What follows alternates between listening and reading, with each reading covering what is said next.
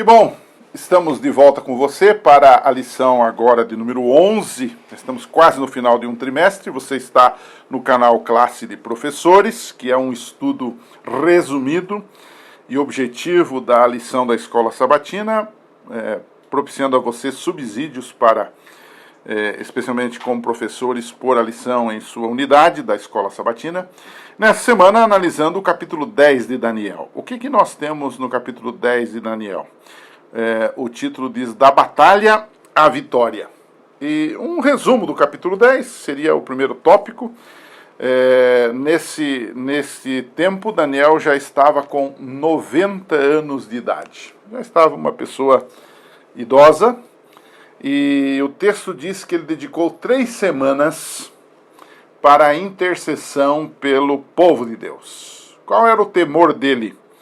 O temor dele, ele já estava no Império Persa, ele temia que Ciro, que era o rei, interrompesse a obra de reconstrução de Jerusalém, incentivado pelos samaritanos, que eram inimigos do povo de Deus naquele momento. Então, com medo disso, ele se angustia e ele fala com Deus, ele ora. O texto diz que ele orou muito, ele comeu pouco, quase um jejum. Ele não usa nem perfume, era um costume certamente daquela época, nem usar perfume para não dar ideia de que ele estava muito tranquilo, estava muito bem, mas que ele realmente estava vivendo um momento angustiante. Mas eis que no 24º dia, Daniel teve uma visão. E qual foi essa visão? A visão está narrada no capítulo 10, especialmente nos versos 5 e 6, que remete ao Filho do Homem. As roupas deste homem que ele vê lembram as vestes sacerdotais de linho que os sacerdotes usavam. Havia um cinto de ouro. Esse ouro também é associado às vestes sacerdotais. A sua voz, a voz desse homem que aparece para Daniel, é uma voz poderosa. Ela lembra um ser sobrenatural, um príncipe. E ao ver este ser, que nós entendemos que era mais do que um anjo, mais do que um homem, que era o próprio Jesus, a Bíblia diz que Daniel caiu ao chão. Mas aparece um anjo e o levanta. E o anjo tocou para se levantar, para alçar a sua voz, pedindo o socorro de Deus. Finalmente, o anjo lhe anima dizendo que ele era muito amado por Deus, que ele não devia desanimar e que Deus continuava como soberano e no controle de todas as coisas. Uma grande lição. Então, isso nos remete para o segundo bloco do capítulo 10 e da lição de número 11 que estamos estudando agora. O que nós aprendemos desta história de Daniel? Muitas coisas bonitas, muitas coisas boas. Em primeiro lugar, é que nós estamos temos repetido isso incessantemente em todas as lições, numa grande e real guerra, que o inimigo está trabalhando contra nós. O texto aí fala de um inimigo que estava tentando influenciar o próprio rei da Pérsia. Esse inimigo é o próprio diabo. Depois você vai ver nos capítulos 11, 12, você vai ver que ele aparece como príncipe do rei da Pérsia.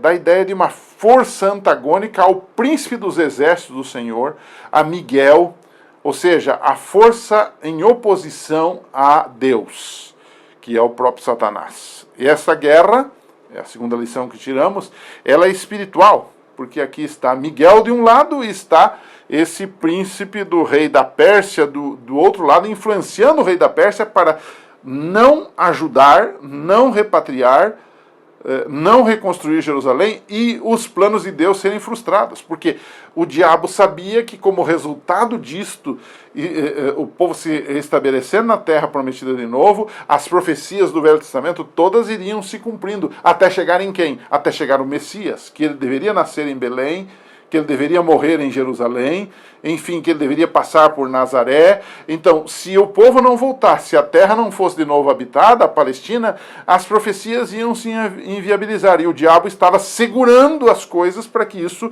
de fato, não acontecesse. Então, nós estamos numa guerra, e essa guerra é espiritual, mas ela também é real, né? Mas há uma terceira lição muito clara aqui. é a perseverança em oração. Mesmo quando as coisas parecem que não vão adiante, mesmo quando parece que nossas preces não são respondidas, Daniel perseverou em oração durante 21 dias de intensa oração. E finalmente, uma colocação para você. Quando nós reconhecemos quão pequenos nós somos, nossa pequenez e nossa inadequação para a obra, o Senhor nos usa como usou Daniel nesse momento e em outros momentos também. A humildade precede a honra. É isso que a Bíblia diz.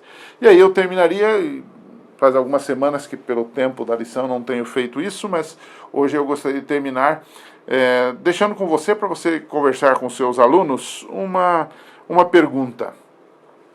Como o fato de sabermos que nós estamos ou vivemos em meio a uma guerra espiritual entre o bem e o mal, pode nos ajudar a compreender as dificuldades que nós enfrentamos na vida hoje. Eu sei que aí na sua unidade da Escola Sabatina, eu sei que aí na sua casa, eu sei que na sua família, você tem problemas, você tem lutas, as pessoas têm lutas, alguns enfrentam uma doença, outros enfrentam um desemprego, outros estão em vias de separação, de divórcio, às vezes é um filho que está nas drogas. Quer dizer, tudo isso que nós enfrentamos, essas provações, essas lutas, e muitas vezes essas perseguições aos filhos de Deus, elas são fruto de vivermos nesta guerra entre o bem e o mal. E sempre sobram algumas balas perdidas para nós. Então, essa ideia de você saber que estamos numa guerra, em que sentido ela nos ajuda? Em que sentido ela nos ajuda? Converse um pouquinho com seus alunos, vê o que eles pensam sobre isso. Eu acho que isso vai ajudar a fortalecer e animar na fé esses irmãos, sabendo que esta guerra já tem um final determinado, segundo Daniel e segundo Apocalipse. Nosso Senhor vencerá. O reino será do nosso Deus e do seu Cristo. Pense nisso. Nós voltaremos na semana que vem, se Deus quiser. Um abraço e até lá.